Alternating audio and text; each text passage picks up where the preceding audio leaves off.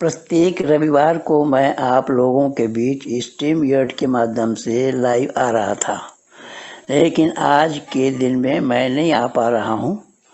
आज मेरा कार्यक्रम थोड़ा व्यस्त रहा और सुबह से मैं लगा रहा।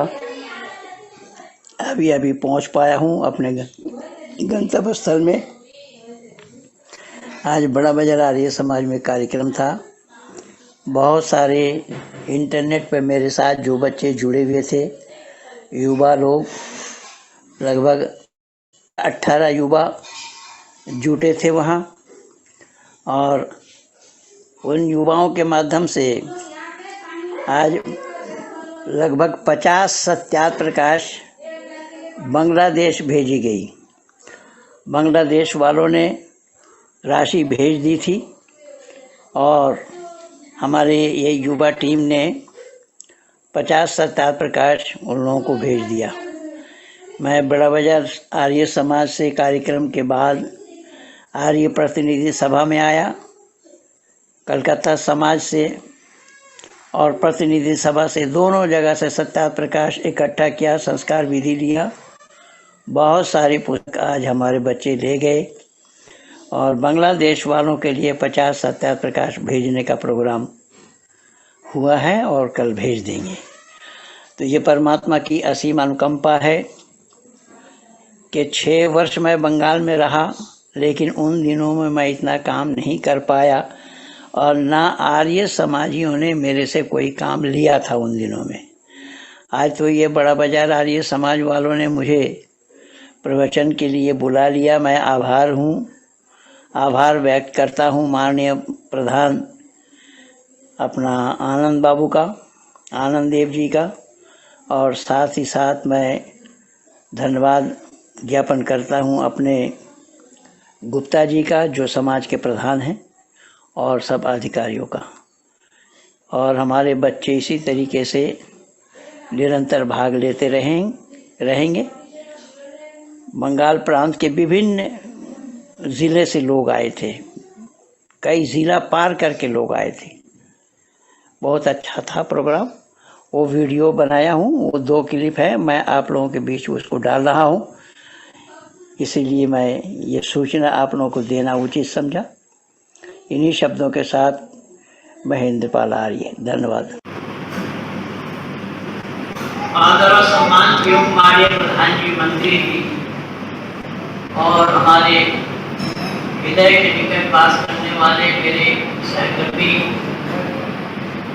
बहुत दिनों से जिनका साथ मेरा रहा है और बढ़ते दम तक रहेगा, ऐसे ही उम्मीद मैं लगाए बैठा हूँ। भाई कर्मठ जी, जिनकी सुरीली आवाज से तो हम और ये हम दो आदमी एक सभा में जाते हैं। हम यहाँ 4 घंटे चलिए, फिर भी हम लोग हिम्मत नहीं हारते और समय को देख करके, समय की नजाकत को देखते हुए अपना काम पूरा करते। भाई कर्मठ जी का मैं तहे दिल से धन्यवाद करता हूँ और परमात्मा की असीम अनुकंपा है कि इस ऋषि मिशन को भजनों के माध्यम से संपूर्ण विश्व के आनंद में भजनोपदेशकों द्वारा संचालित करने वाले ये माननीय मंत्री जी उस सभा, यानी भजनोपदेशक मंडली उनकी सभा है और हमारे भाई डॉक्टर सोमदेव जी ने उसको बनाया है। पहले गुड़िया वाले मेघराज जी होते थे मंत्री, प्रधान होते थे। अब हमारे कर्मठ जी उसके मंत्री हैं और जितने भी हमारे भजनोपदेशक मंडली है सबको काम में सराह किया हुआ है और उसमें से कई लोगों के फोन भी आते रहते हैं मेरे पास के पंडित जी कर्मठ जी ने ये सहयोग किया, कर्मठ जी ने सहयोग कराया। इस लॉकडाउन के मामले में बहुत से लोग परेशान हैं, तो माननीय कर्मठ जी भी इस काम में लगे हुए हैं। मैं पुनः धन्यवाद करता हूँ और मैं धन्यवाद करता हूँ सभी सभा में उपस्थित धर्म के सचिव मान्य शक्ति का। एक परिवार वशीघाट से आया है, ये बेटी जो अभी गा रही थी ये रिश्वरा से आई, और नाबूद तिवारी हमारे साथ बहुत वर्षों से जुड़े हुए हैं। दिलपुर में भी इनका मकान है और इस्लाम में भी इनका मकान है, दोनों जगह रहते हैं। एक कुछ जगह दीजिए जाने की।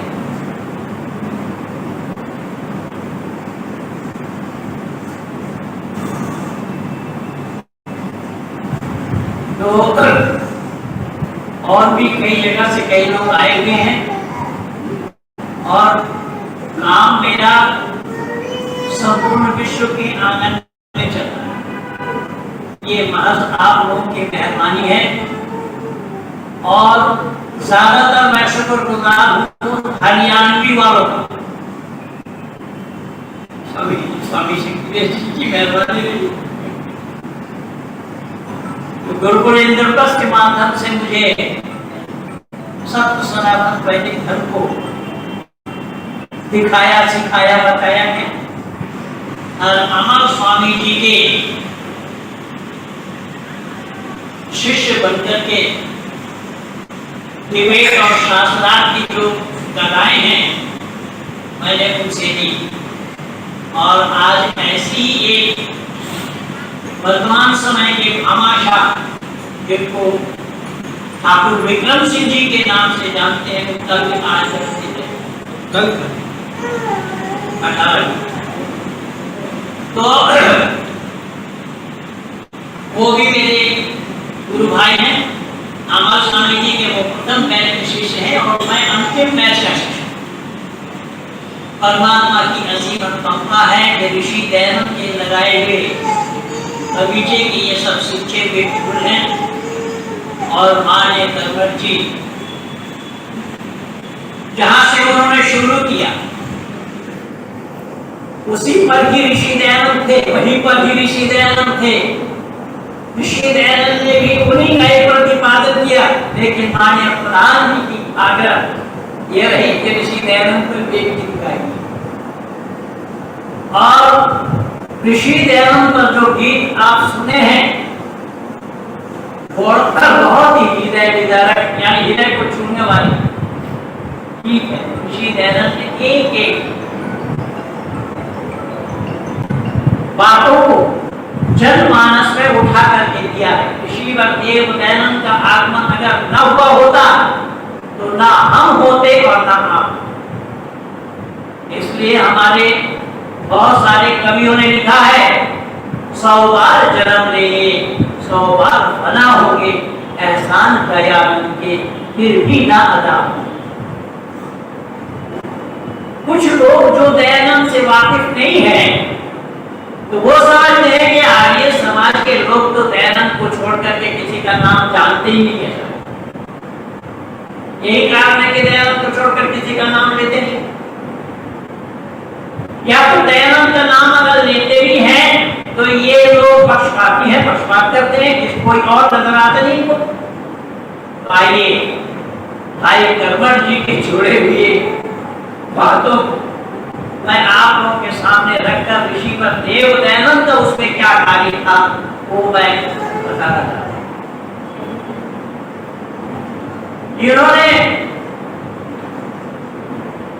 युवा से शुरू किया और युवा को बताया और युवा को उल्टा करके भी ये दिखा दिया वायु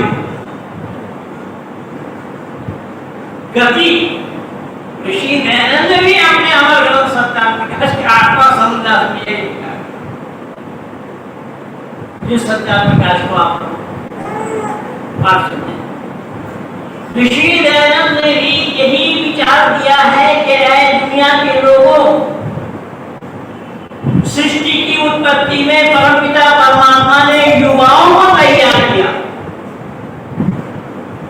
ना कि बच्चों को तैयार किया, ना बच्चा बनाया ना पीठ बनाया। उसका कारण बताते हैं ऋषि, उसका कारण लिख रहे हैं सत्यार्थ प्रकाश में कि अगर परमात्मा बच्चा बना के द्वारा होता। यही कारण है कि आदि सृष्टि में ही परमपिता परमात्मा ने स्त्री और पुरुष, नर और मादा जोड़ों के साथ असंख्य जीवों को पैदा किया। नर और मादा जोड़ों के साथ, और युवा, ये नहीं कि कोई बूढ़ा क्यों नहीं, तो ऋषि उसको भी खोलते हैं। ऋषि कहते हैं कि अगर बूढ़े लोगों को ही परमात्मा जन्म देते होते तो प्रजनन रुक गया होता। तो एकदम बच्चे से भी नहीं, एकदम वृद्ध से भी नहीं, युवावस्था में ही ऋषिगण देवदत्त युवा ही पैदा हुए। और जिसको हम लोग अभी भाई गरमट जी के मुखारबिन से सुन रहे थे, युवाओं को नौजवान कहा। युवाओं को क्या कहा जाता है? नौजवान। जवान एक दो नहीं, नौ। अब देखिए उस नौ का नाम की कमाल देखिए, नौ का कमाल देखिए। क्यों ऋषि ने यहां नौ लिया? नौजवान क्यों लिया? युवा क्यों लिया?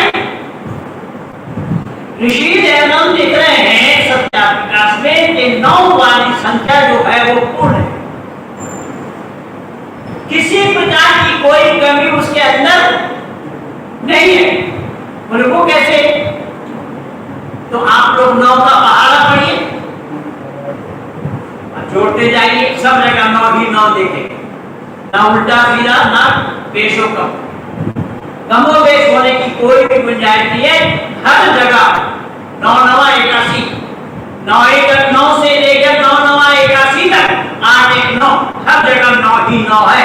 अब इस 9 के पहाड़ा को पढ़िएगा तो ऋषि कह रहे हैं कि ये संख्या पूर्ण है और परमात्मा का काम भी पूर्ण हुआ करता है। परमात्मा का काम कोई भी अपूर्ण नहीं। तो जब परमात्मा का काम अपूर्ण नहीं है तो फिर ये कहना कहां तक सही होगा कि एक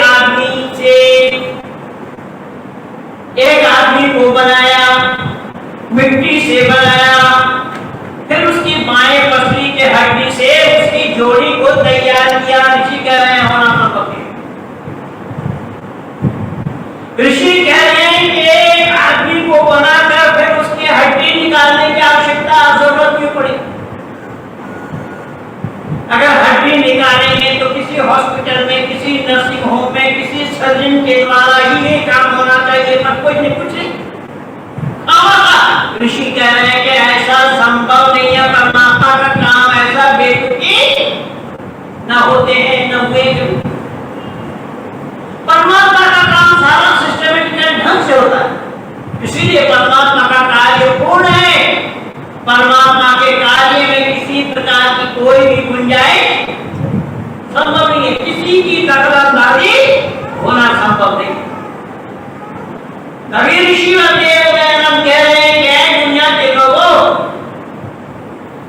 कि परमात्मा को आप लोगों ने जानने का प्रयास नहीं किया। भाई गरमट जी सुना रहे थे ना, मौत को जानते हैं लेकिन मानेंगे नहीं, और परमात्मा को जानते नहीं है पर माने। मैं अपने पेज में हमेशा लगा रहता हूँ और हमारा जो पवित्र आया हुआ है बशीरात से, ये भी पेज में हमेशा दिखता रहता है, चाहे वो कविता के रूप में लिखे और गद्य के रूप में लिखे। प्रायः हम लोगों की टक्कर उन्हीं लोगों से ही होता है जो परमात्मा को जानने का भी प्रयास नहीं किया। तो सबको परमात्मा कह रहे हैं, भाई सब परमात्मा होना कैसे संभव है? तो ऋषि देवन कह रहे हैं कि जो वस्तु जैसा है ठीक ठीक वैसा ही उसको जानना, कहना, मानना, ये मान होता है। इसलिए शास्त्र का प्रमाण दिया, मत्वा कर्मणि सिद्धते। मनुष्य वही है जो विचारशील है, विचारवान है, विचार पूर्वक काम करता है, उसका नाम मनुष्य होता है। लेकिन विचार पूर्वक काम लोगों ने नहीं किया। उदाहरण के रूप में आप लोगों ने देखा भी होगा, कई दिन पहले लोगों ने बनाया है, क्या बनाया? विश्वकर्मा है। अभी मैं देखा पेट्रोल के सामने भी बटन लगा हुआ है विश्वकर्मा शब्द पर ध्यान दीजिए। ऋषि क्या कह रहे हैं? सरदार पचास नहीं है। ऋषि ने कहा, ऐ दुनिया के लोगों, विश्वकर्मा के माने होता है विश्व के रचनाकार, विश्व के रचने वाले, विश्व के रचयिता। ये विश्वकर्मा तुम लोगों ने लोहा लकड़ पे ढकेल दिया। लोहा लकड़ वाला देता है। ऋषि कह रहे हैं कि कोई संबंध नहीं है लोहा लकड़ से, इंजीनियरिंग से। विश्वकर्मा का कोई संपर्क और संबंध नहीं है। विश्वकर्मा जो वही है जो विश्व के रचयिता हैं, विश्व के रचने वाले हैं, उनको विश्वकर्मा कहा जाता है। लेकिन लोगों ने उसको जानने का ही प्रयास नहीं किया। तो ऋषि कह रहे हैं कि ये मानवता का विचारपूर्वक होना चाहिए।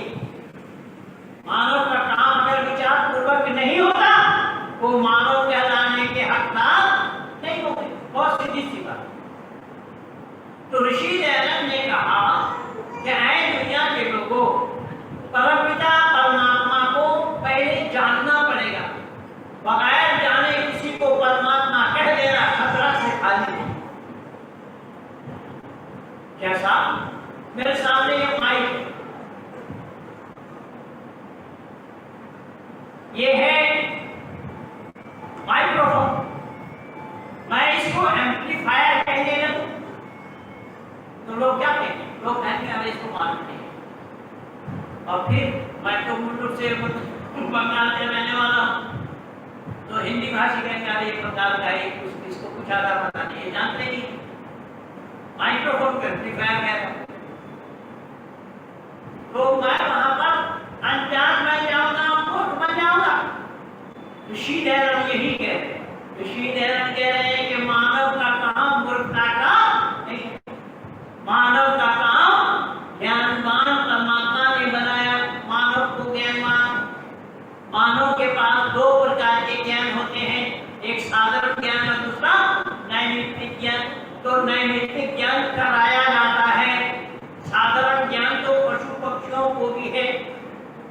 बचपन में आप हम सब पढ़े हैं, क्या पढ़े? कि कौवा को प्यास लगी तो मटके में पानी है, लेकिन है इतना नीचे कि उसका चोंच वहां तक एक क्या किया उसने पत्थर डाल दिया, एक करके पत्थर डाला, पानी ऊपर आ गया। तो ऋषि कह रहे उतना ज्ञान है, लेकिन वो कौवा किसी और को सिखा नहीं पाएगा। क्या इतना ज्ञान तो कौवे के पास है, लेकिन वो कौवा किसी और को सिखा नहीं पाएगा। लेकिन मानव वो ज्ञानवान है। परमपिता परमात्मा ने मानव को ज्ञान दिया है। ये साधारण ज्ञान तो है ही, इसको नैमित्तिक ज्ञान भी है। इसीलिए मानव अपने नैमित्तिक ज्ञान को आत्मसात करते हुए उसकी वृद्धि कराते हैं, औरों को भी सिखाते हैं। कई बार मैं विदेशों में देखा उंगली के इशारा से, हाथ के इशारा से मछलियां नाच रही, हाथ के इशारे से मछलियां नाच रही हैं। कि मछली का नाचना या नचाना मानव का संभव हुआ, लेकिन वो मछली किसी और मछली को नचा नहीं पाए। अब हम लोग देखते हैं जब कई बार राजधानी में या फ्लाइट में सफर करते हैं तो वहां कुत्तों को घुमाया जाता है। कोई विस्फोटक सामान तो नहीं लेकर के जा रहा है उसको पकड़ने के लिए, कातिल को पकड़ने के लिए, लेकिन बंदूक में हाथ जोड़कर विचार करने के लिए। यही बात तो ऋषि दयानंद कह रहे हैं कि वो कुत्तों को ट्रेनिंग दी गई, ट्रेनिंग के बगैर उन कुत्तों को ये ज्ञान होना संभव नहीं था। तो जिन कुत्तों को ये ट्रेनिंग दी गई, क्या उन कुत्तों ने कभी ट्रेनिंग देने वाले को या ट्रेनिंग देने वाले कॉलेज के अधिकारियों को एप्लीकेशन दिया था कि मैं पढ़ना चाहता हूं, सीखना चाहता हूं?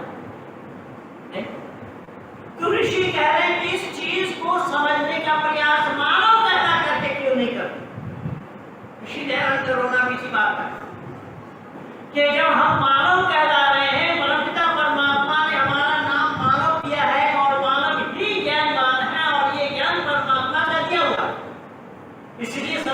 विद्या तो बहुत छोटी बात है। विद्या को जितना आप रिवाइज करते जाएंगे उसका नाम बदलता जाएगा। मेरा प्रज्ञानितम आदि बुद्धि के नाम बदलते जाएंगे। तो परमपिता परमात्मा ने ये बुद्धि जो मानव मात्र को दिया है, उसी बुद्धि का प्रयोग करना। तो कुत्तों ने वहां पर ट्रेनिंग ली। ट्रेनिंग लेने के बाद वो आकर के काम कर रहे हैं। क्या उन कुत्तों ने कभी अपने अधिकारी से ये कहा जो उनको हाथ में लेकर के घूमते हैं, या उनसे जो बड़े ऑफिसर हैं उनको कभी बोला है कि भाई जो वेतन हमें दे रहे हैं उससे घर नहीं चलता, हमें हमारा वेतन बढ़ाओ? ऐसा नहीं। कुत्तों को ये जरूरत ही नहीं है। या कुत्तों ने कभी ये बोला कि हाँ हम बीमार हैं, हमारे बच्चे, हम जाएंगे हॉस्पिटल एएसआई में जाएंगे, हमें छुट्टी चाहिए? बोला? नहीं बोला। तो ऋषि दयानंद कह रहे हैं कि ये सब दुनिया को देख करके भी तो सीखना चाहिए था। और ऋषि दयानंद का समर्थन तो ऋषि अरविंद कर रहे हैं। ऋषि अरविंद ने इस पर बोल रखा है। अरविंद कह रहे हैं कि ऋषि व देव दयानंद ने जिन बातों को जनमानस में रखा है, मानवता के आधार पर, मानवता को टटोलते हुए, मानवता क्या है उसी का ही उजागर ऋषि दयानंद ने किया है। औरों से वो काम नहीं हुआ और लोग वो काम नहीं कर पाए। केवल अपना जोड़म चलाने के लिए, अपनी दुकान चलाने के लिए मानव समाज को दिग्भ्रमित किया। इस संदर्भ में ऋषि दयानंद लिख रहे हैं, अगर कोई मत या पंथ चलाने का लेश मात्र भी अभिप्राय मुझ में नहीं है। अब मत ध्यान देना, ऋषि दयानंद लिख रहे हैं कि अगर कोई मत या पंथ चलाने का लेश मात्र भी अभिप्राय मुझ में नहीं है, मैं वेद का प्रतिपादन करना चाहता हूं। और ऋषि अरविंद भी यही कह रहे हैं कि ऋषि व देव दयानंद ने वेद का ही प्रतिपादन किया। और दयानंद से पहले राजा राममोहन राय ने भी इन बातों को किसी बंगाल प्रांत में कहा, यद्यपि उसका कहानी बड़ा लंबा था। अरविंद के राममोहन राय के पिता कह रहे हैं राममोहन राय को कि राममोहन, तुम्हें मूर्ति के सामने नतमस्तक होना क्या? मूर्ति के सामने तुम नतमस्तक क्यों नहीं होते हो? तो राममोहन राय उत्तर दे रहे, बाबा हमें अपना सम्मुख नतमस्तक हो जाए, अपनी तो हमारे आशीर्वाद दिवे, लेकिन कोई मूर्ति भी तो हमारे आशीर्वाद दीते पारी ना। राममोहन राय कह रहे, आपके सामने मैं नतमस्तक होता हूं तो आप मुझे आशीर्वाद देंगे, आशीर्वाद देते हैं, लेकिन मूर्ति से आशीर्वाद मिलना संभव नहीं है। तो अरविंद ने ऋषि दयानंद के इन्हीं बातों का समर्थन। अरविंद कह रहे हैं कि ऋषि दयानंद से पहले या ऋषि दयानंद के बाद में ऐसे खोजपूर्ण तत्व मानव समाज के को परमात्मा के संदर्भ में किसी ने नहीं किया। ये ऋषि देव दयानंद का योगदान। केवल इतना ही नहीं, लेकिन दुनिया वालों ने कितने तक क्या सीखी है। अभी ये इस्कॉन वालों से मेरा भी चल रहा है और हमारा पवित्र का भी चल रहा है। इस्कॉन वालों को मैंने चुनौती दी। मैंने कहा कि भाई योगेश्वर कृष्ण केवल तुम्हारा नहीं है, वो हमारे भी है। तो तुम लोग इस तरीके से अपमान करते हो, ये हम सहन क्यों करें? योगेश्वर कृष्ण को नचनिया बनाने वाले तुम, योगेश्वर कृष्ण को मनिहारी बताने वाले तुम, योगेश्वर कृष्ण को चोरी बेचने वाला बताने वाले तुम, योगेश्वर कृष्ण को माखन चोर बताने वाले तुम, योगेश्वर कृष्ण को महिलाओं का कपड़ा लेकर पेड़ पर चढ़ाने वाले तुम। और ऋषि दयानंद कह रहे हैं वो आप पुरुष थे। ऋषि दयानंद क्या कह रहे हैं? वो आप पुरुष थे। आप पुरुष उनको कहा जाता है कि जिन्होंने अपनी जिंदगी में कभी भी कोई भी गलत कदम ना उठाया हो, उनको आप पुरुष कहा जाता है। लेकिन दुर्भाग्य है हम भारतवासियों के लिए कि ऋषि दयानंद को हम लोग पहचान नहीं पाए। भाई कर्मठ जी का पूरा मैं धन्यवाद देता हूँ कि ऐसे ऋषि के उन चुनिंदा बातों को उठाकर ऋषि दयानंद के नाम से आपने सुना कि ऋषि दयानंद का ये जो किया गया उपकार है, ये एक जन्म नहीं, हम जन्म जन्मांतरों तक याद करते रहेंगे, फिर भी एहसान समाप्त नहीं। तो ऋषि दयानंद के किए गए उपकार को लोगों ने जाना नहीं, यहाँ महज दुकानदारी चलाने के लिए योगेश्वर कृष्ण के नाम से महज उनको अपमान किए जा रहे। मैंने एक इस्कॉन वालों से कहा कि भाई इस तरीके से व्हाट्सएप में डिबेट होना संभव नहीं है। अगर डिबेट आपको करनी है तो आमने सामने बैठ करके डिबेट करिए।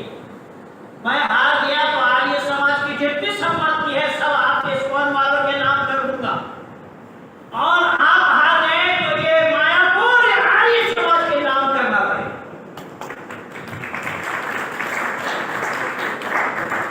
आप खड़ा कर दिया, अब गवाह मैं लेकर क्या आऊंगा? हमारा पवित्र गवाह है कि वो जो लोग रखी अपने आप से डेट करते देखिए कैनिंग से आए, और इन दोनों ने ही आर्य समाज बड़ा बाजार का पोस्टर बना करके व्हाट्सएप पर प्रचार किया, आर्य समाज बड़ा बाजार किया। और एक जानकारी मैं आप लोगों को और दे दूं कि क्रांतिकारियों में से कलकत्ता आर्य समाज क्रांतिकारियों का बड़ा रहा है।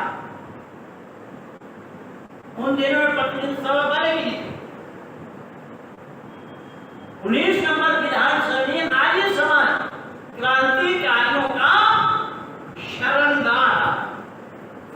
आर्य समाज के किए गए उपकार को मैं बताता चलूंगा एक एक बात, और सब जगह आप देखेंगे उसके मूल में ऋषि दयानंद है।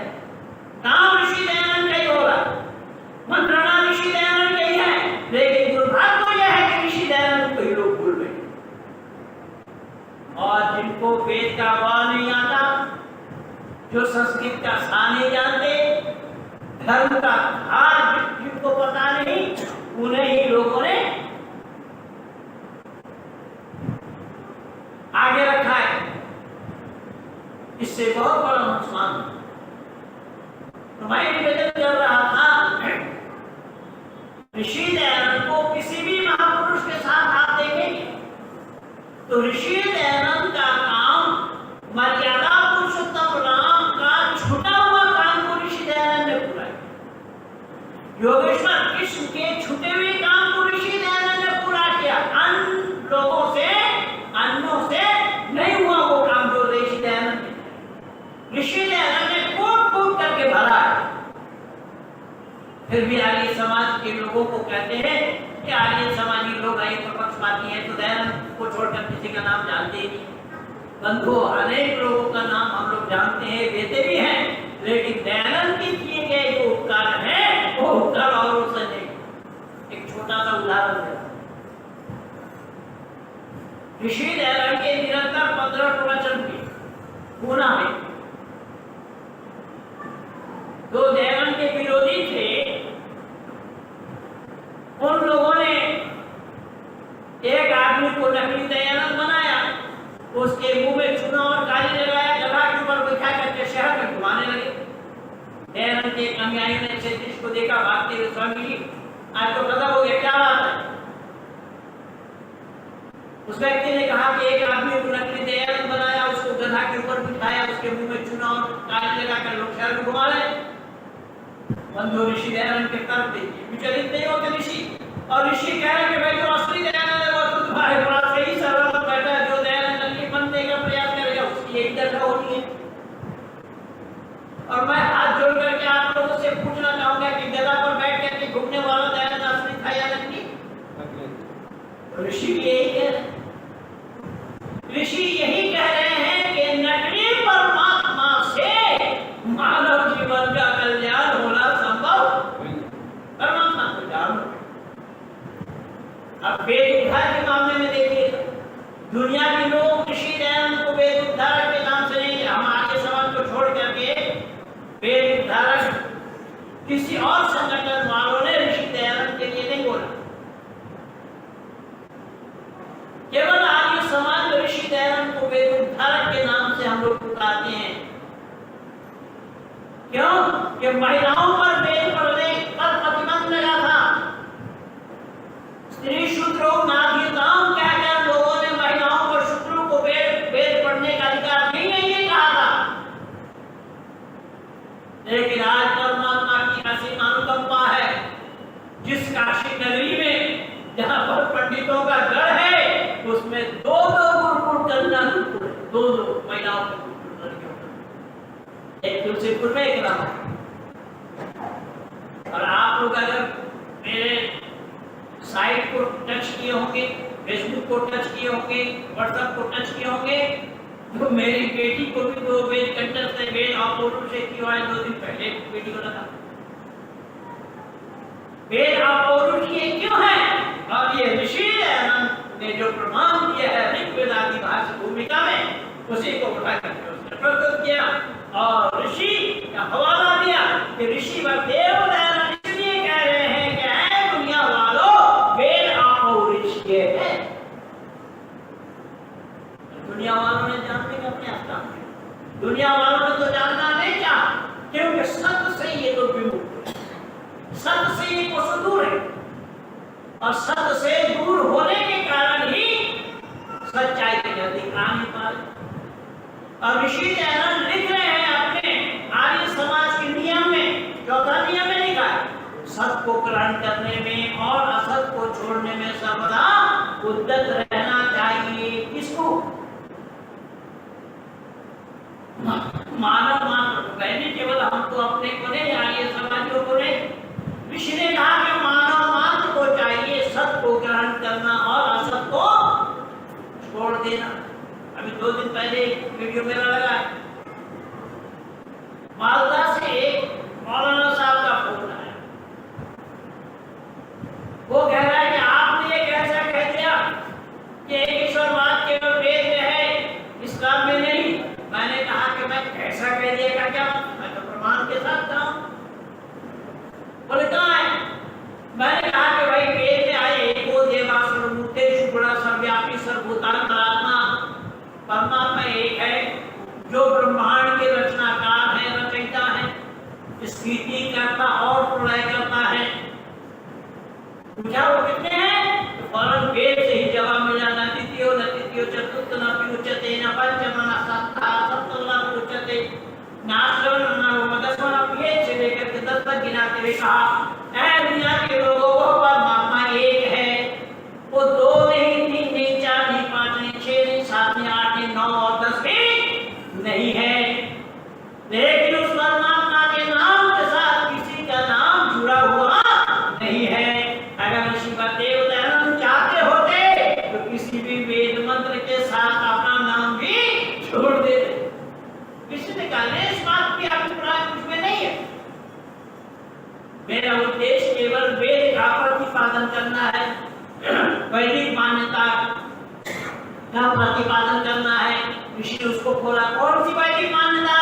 ऋषि ने कहा ब्रह्मा से लेकर के जमी पर्यंत तक ऋषि मुनियों के जो उद्गार हैं, ऋषि मुनियों के जो विचार हैं, उसी का ही प्रतिपादन करना मैं अवश्य समझता हूँ। मैं किसी मत या पद चलाना नहीं चाहता। अगर मत या पद चलाना होता तो इतने मत पद चले हुए हैं, मैं किसी एक मत का अनुयायी अवश्य होता।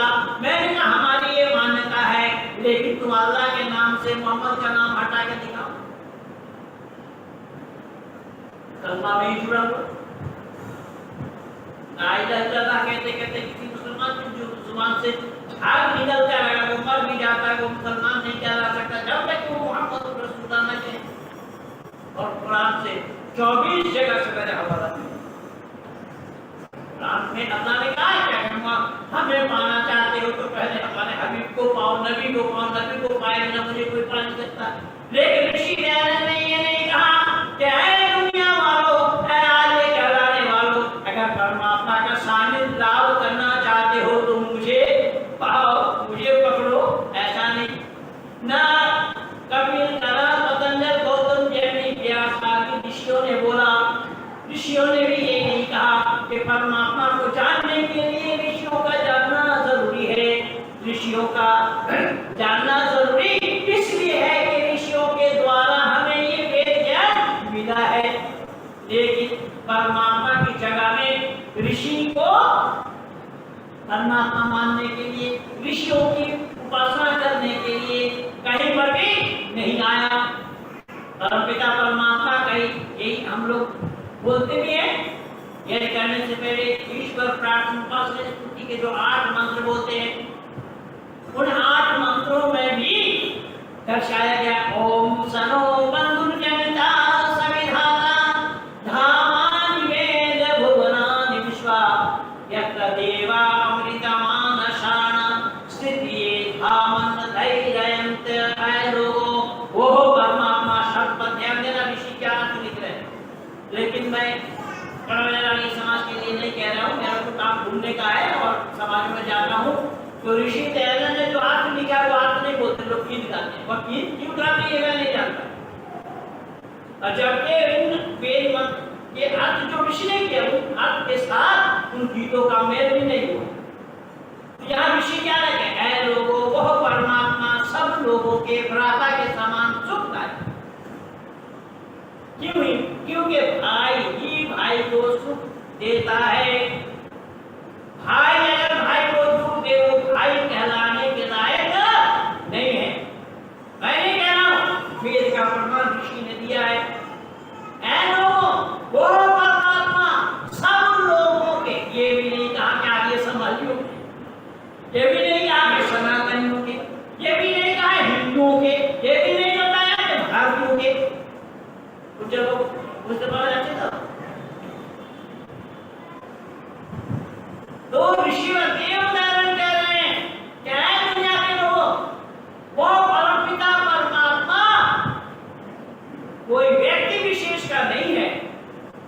लेकिन कुरान और बाइबल को पढ़ जाएंगे आदो पांच, वह व्यक्ति विशेष के लिए बताया गया। या अय्युहल्लज़ीना आमनू, ऐ ईमान लाने वालों, आप जैसे बैठे हुए बेईमान वालों के लिए नहीं। वैसे माफ कीजिएगा, मैंने अपने तरफ से आपको बेईमान नहीं आयत बोल। आयत से बता रहे। एक ईमानदार होगा तो उसका दिल शब्द बेईमान होगा। और सीधी सी बात, और कितना सहज भाव से अल्लाह ने औरों को गाली दे रहे। देखिए बेईमान हमारी गाली है। तो कहने का तात्पर्य ये है, ऋषि लिख रहे हैं, ऐ लोगों वो परमात्मा सब लोगों के भ्राता के समान सुखदायक, सब लोगों का नाम, स्थान और जन्मों को भी जानता है। उसका कारण बोला क्यों कि वो सबका गुरु है, राजा है, आचार्य है और न्यायाधीश भी है। इसलिए क्या करो, ऋषि ने कहा इसलिए उसी की उपासना करने योग्य है। ये विचार दूसरों से नहीं मिला। स्वामी विवेकानंद ये विचार नहीं दे पाए। स्वामी विवेकानंद मूर्ति पूजक थे, माथे जब तक मूर्ति को पूजते रहे। और उन्होंने खुद लिखा है, मूर्ति पूजा करना घटिया दर्जे की उपासना है। जब बढ़िया दर्जे की उपासना है हमारे पास, तो घटिया दर्जा वाला क्यों करेंगे। और विवेकानंद लिख रहे हैं, मूर्ति पूजा वाला प्राइमरी स्कूलेर पढ़ा, प्राइमरी क्लासेर पढ़ा। तो उन लोगों को मैंने बोला कि अगर मूर्ति पूजा करना प्राइमरी क्लास की पढ़ाई है तो जन्म से लेकर मृत्यु पर्यंत तक प्राइमरी नहीं जाओगे, जाओगे नहीं कॉलेज, यूनिवर्सिटी में जाना नहीं है। कहाँ जाने की बात कही तो जरा जो बंगाली लोग भी पढ़े वैसे ही होते हैं। समझदारी तो इनमें आई है, भले ही बुद्धिमान बोले अपने को, लेकिन बुद्धिमान ये नहीं है, क्योंकि उसमें से मैं भी हूँ। लेकिन सच्चाई जो है वो मैं बता रहा। मैं अभी टीवी चैनल में बोला कि ममता बनर्जी कह रही है कि राहुल के पास ताकत नहीं प्रधानमंत्री बनने की। वो आपको नहीं बोला, आप राहुल को नहीं बोला, राहुल गांधी को बोला। तो ममता बनर्जी ने बोली कि वो प्रधानमंत्री नहीं बन सकते और विकल्प ममता ही है।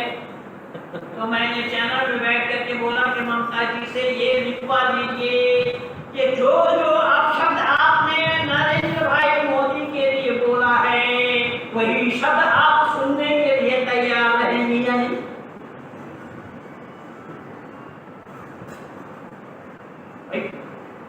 अपने आप में सही विचार करना पड़ेगा ना कि सारा काम उल्टा हो रहा है। इसलिए विवेकानंद की मानने वाली क्या है कि पंडित आपकी जाने ना और की जानते चाहते की जाना तो चाहते।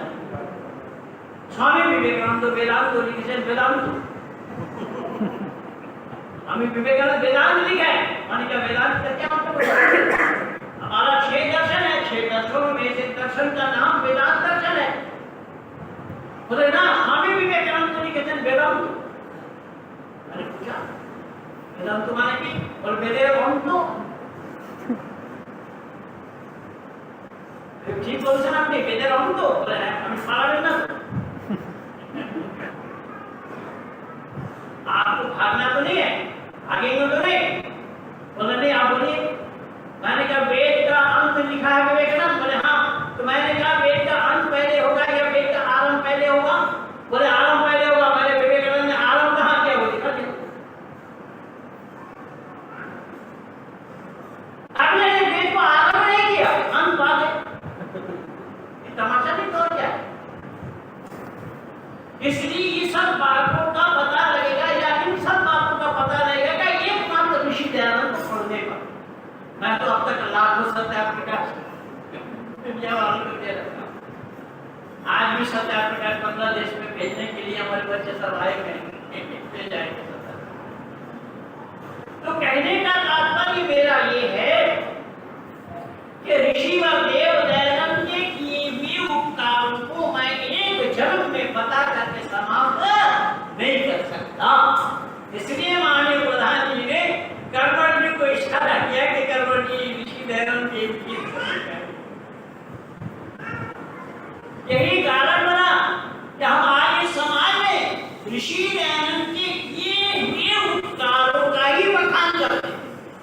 जो उपकार उन्होंने मानव समाज के लिए क्या है तो मानव समाज में से एक आधे समाजियों को छोड़ करके किसी ने जानने का प्रयास ही नहीं किया।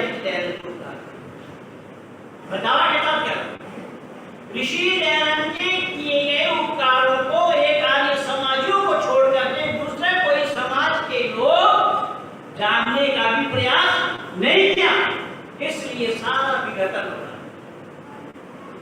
भाई कर्मठ जी ने यही बताया ना कि अगर ऋषि दयानंद की बातों को मान लेते होते तो आज ये बातें आज ये नौबतें ना आई। हमने माने और ऋषि दयानंद ने इन बातों को कहने के लिए बंधुओं मैं हाथ जोड़ करके विनती करते हुए कह रहा हूं कि ऋषि दयानंद ने इन बातों को विस्तार करते करते भी एक दो बार नहीं अनेक बार विश किए गए ऋषि दयानंद को या विश किया गया ऋषि दयानंद को। लेकिन ऋषि दयानंद सत्य को बोलना नहीं छोड़े और ऋषि कह रहे हैं मैं जो कुछ बोलूंगा सत्य बोलूंगा। सत्य इस वक्त ये तो आप भारत में कोर्ट कचहरी तक सीमित रहे हैं और वह किताब में हाथ रख करके बुलवाते हैं लेकिन बोला जाता है झूठ। ऋषि दयानंद का सत्य को बोलना और बुलवाना देखिए कमाल हिम्मत देखिए। ऋषि दयानंद का कलेजा देखिए मैं तो व्यक्त कर और ये भी सच्चाई मैं आप लोगों को बता दूं कि अगर ऋषि व देव दयानंद के सानिध्य को मैं प्राप्त नहीं करता इस सत्यार्थ प्रकाश को मैं ना पढ़ता होता तो भी आप लोगों को नहीं पाता। ऋषि दयानंद कह रहे हैं कि सत्य को बोलना और बुलवाना। ठीक है आपने आप बोले तो बहुत बड़ी बात है औरों से बुलवाना एक बड़ा कठिन काम है। कौन मानेगा? कौन मानेगा?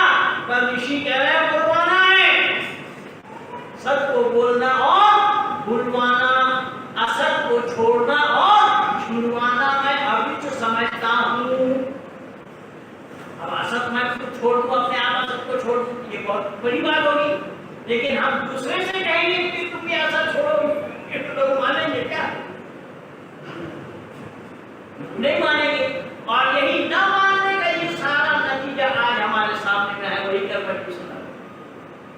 कि ना मानने का ही ये सारा नतीजा आज हमारे और आपके सामने में है। इसीलिए तो मैं कहूँगा कि ऋषि व देवताओं के बनाए हुए जो नियम है आर्य समाज के, उन नियमों में से 5वां नियम, सब काम धर्मानुसार अर्थात सत और असत को विचार करके करना चाहिए। अगर ये एक नियम भी अगर लोग समझ में हो गया होता तो आज भारत का नक्शा होता होता। वहां अन्ना हजारे को भी भूख हड़ताल करने की आवश्यकता न होती और रामदेव को भी सहयोग देने के लिए नहीं जाना पड़ता, भूख हड़ताल उनको भी नहीं करना पड़ता। और अन्ना हजारे तो 9 दिन भूख हड़ताल झेल गए और ब्रह्मचारी का टैटर भी सोने लगा था। बहुतों को सहन नहीं होगा क्योंकि सच बात को सुनना नहीं चाहता। क्या कहने का तात्पर्य मेरा ये है कि ऋषि व देवताओं उसी सत्य का प्रतिपादन करने के लिए करे कि मानव जीवन सत्य से ही जुड़ा हुआ है।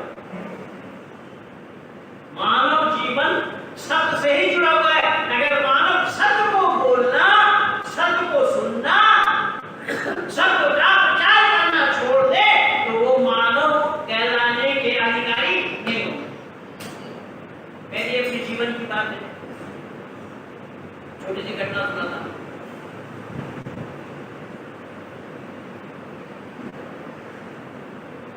भाई राज सिंह जी हमारे दिल्ली आर्य प्रतिनिधि सभा के प्रधान, पहले तो आर्य बिरला के मंत्री थे, तो फिर जब प्रतिनिधि सभा के प्रधान बने दोनों हॉलैंड में राहुल भी था, तो वहां पर उन्होंने बोला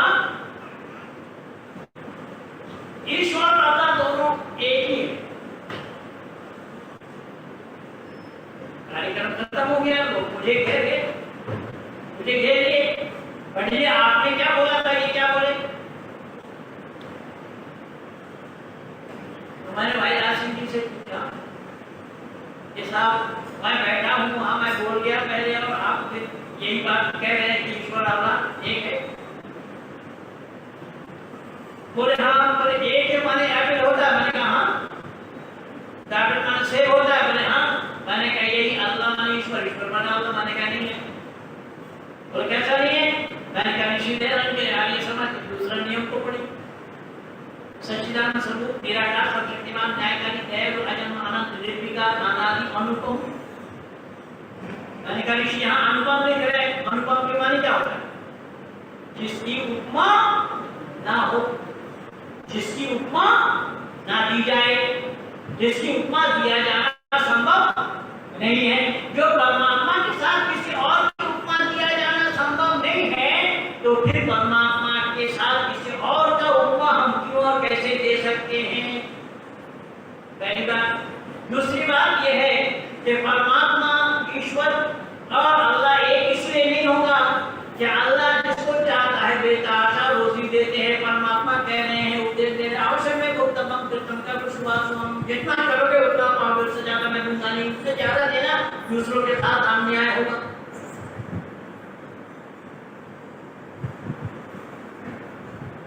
फिर वो अपने वक्तव्य में कह रहे हैं कि भक्त को परमात्मा के साथ ऐसा होना चाहिए, भक्त परमात्मा से कहे कि परमात्मा तू न रहे, मैं न रहूं। मैंने कान पे जाकर के बोल दिया कि दोनों मिलकर के क्या बनेंगे? क्या बोलता है? अरे ना, आपने बोला कि परमात्मा तू न रहे, मैं न रहूं, दोनों मिले, हाँ, तो बनेंगे क्या? ऋषि दयानंद सरकार प्रकाश में लिख रहे हैं कि लोहा को अग्नि में डालो, अग्नि सम हो जाएगा लोहा, लेकिन निकालने से लोहा को धुआ रहना है। यहाँ दोनों को मिलने की बात ही नहीं है। जीवात्मा को जीवात्मा रहना है, जीवात्मा कभी परमात्मा में तब्दील संभव नहीं है। जीवात्मा का परमात्मा बनना संभव नहीं है। जीवात्मा जितना ही प्रयास क्यों न करे, जीवात्मा को जीवात्मा ही रहना है, लेकिन जीवात्मा के अपने किए हुए कर्मों के आधार पर उतार चढ़ाव उसमें होगा। मोक्ष प्राप्त करने के लिए जीवात्मा को प्रयास करना चाहिए, परमात्मा का प्रयास उसमें फिर दोनों मिलेंगे। यहाँ मोक्ष को प्राप्त करने के लिए प्रयास जीवात्मा को करना है। और मोक्ष के मानी कुछ और मत समझना।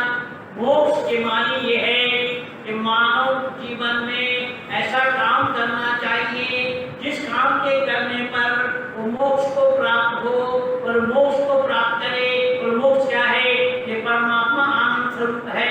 जितना देर तक उसके आनंद से आनंद को आप लेते रहेंगे उतना देर का नाम मोक्ष है। और वो आनंद प्राप्त होने के बाद फिर जीवात्मा को जीवात्मा ही रहना है। अब कोई देवता के रूप में आए और कोई महादेव के रूप में आए, महामानव के रूप में आए, मोक्ष प्राप्त करने के बाद मानव सर्कल से ऊपर हो जाएंगे। लेकिन आना उनको दुनिया में ही पड़ेगा।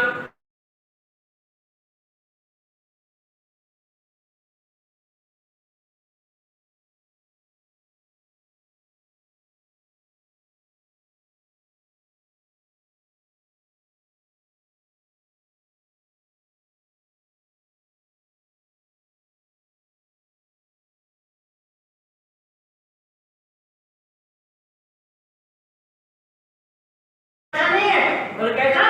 ऋषि कह रहे द्वार सुकर्णा सयुजा सखाया समान वृक्षम परिसुस्त जाते कयोरन्य के परम स्वादवती अनशनो अभिचाक्षिति। ईश्वर, प्रकृति और जीव ये तीनों का मिलान बराबर से है। तीनों अनादि तत्व है। तीनों में से कोई बड़ा नहीं, कोई छोटा नहीं, कोई बीच का भी नहीं है। तीनों समकालीन है, तीनों बराबर से हैं। जब से परमात्मा है उस समय से जीवात्मा है, उस समय से ही प्रकृति है। लेकिन तीनों में भेद इतना है कि परमात्मा ज्ञान में परिपूर्ण है और प्रकृति ज्ञान शून्य है। जीवात्मा में कुछ ज्ञान और कुछ अज्ञानता है। जीवात्मा अज्ञानता को दूर करने के लिए ही परमात्मा का सानिध्य करना चाहता है, करने का प्रयास करता है। ये भेद ऋषि होता है। अभी देखिए ये माइक मेरे सामने है, लेकिन मैं माइक से पूछे बिना आप लोगों से पूछ रहा हूँ, क्योंकि मुझे मालूम है कि माइक से पूछने पर ये जवाब नहीं दे सकता। जवाब दिया जाना इसके लिए संभव नहीं, क्योंकि ये जड़ है। तो ये ज्ञान होना चाहिए। ऋषि यही कह रहे हैं। ऋषि कह रहे हैं कि तुमने जिनको परमात्मा माना है वो परमात्मा नहीं है, वो जड़ है। और जड़ वस्तु का परमात्मा होना कभी भी संभव नहीं।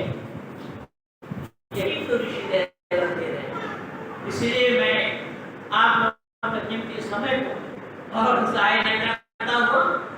भाई धर्मठ जी ने 3 मिनट समय का दान दिया और ये खूबी है। उनकी घटना हरियाणा में करनाल में देवेश्वर का शताब्दी मनाया गया। वहां मेरे गुरु के अमर स्वामी जी थे, बड़े शांति प्रकाश जी थे, स्वामी सत्यप्रकाश आनंद जी थे। उन दिनों में दिग्गज विद्वान थे। ये 84 की बात है। बड़ी शांति प्रकाश जी को जो समय दिया गया वो उससे भी 10 मिनट आगे बढ़ गए।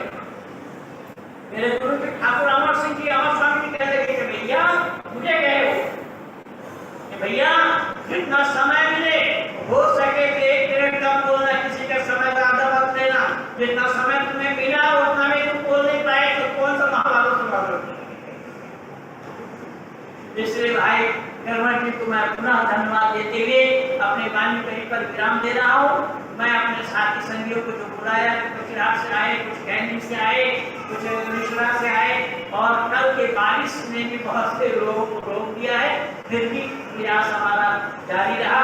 बड़ा आर्य समाज का जो पोस्टर बना करके हमारे 2 सज्जन आए हैं, ये बच्चे, उन्होंने आर्य समाज का प्रचार किया कि बड़ा आर्य समाज का संस्था ये हो रहा है, उसमें आप लोग पधारेंगे। तो ये जो परेशानी और मुसीबतें आई है सामने, ये केवल और केवल सत्य को न मानने के कारण और ऋषि दयानंद को न मानने के कारण। तो आइए हम लोग प्रतिज्ञा करें कि ऋषि व देव दयानंद के अनुयायी बने, उनकी कई हुई बातों पे आचरण करें, उनके उपदेशों को आत्मसात